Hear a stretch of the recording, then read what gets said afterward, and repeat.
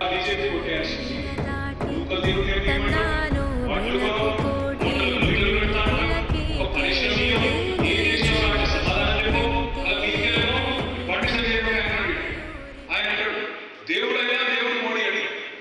ఎవరు దేవుడు? 60 రూపాయల పెట్రోల్ 110 రూపాయలు చేసిన దేవుడా? 50 రూపాయల డీజిల్ 90 రూపాయలు చేసిన దేవుడా? అన్ని ఫిలప్ చేసిన దేవుడా? ఒక కాలేజీ దేవుడా? ఏమిటి దేవుడు?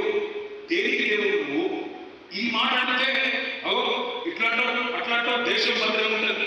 దేశం భద్రంగా ఎవరిలో ఉంటుంది? దేశానికి ఇబ్బంది లేదు. ఇంతకుముందు 100 లక్షలు అని చెప్పింది కరెక్ట్. ఇవాళ ఎవరు ఎదిగినా కేంద్రంలో ఎవరు కూడా స్పష్టంగా మెజారిటీ వచ్చే పరిస్థితి లేదు. ఇటు కాంగ్రెస్ కూటమి కానీ ఇటు బీజేపీ కూటమి కానీ మెజారిటీ వచ్చే పరిస్థితి లేదు.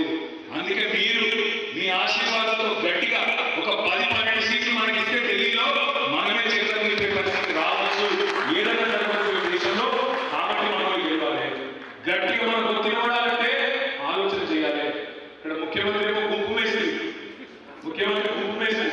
ప్రధానమంత్రి ఏమో తాపీ వేసింది. ఇద్దరు ఏం చేస్తాను? ఇద్దరు కలిసి తెలంగాణ సమానంగా చక్కరు. ఎందుకు?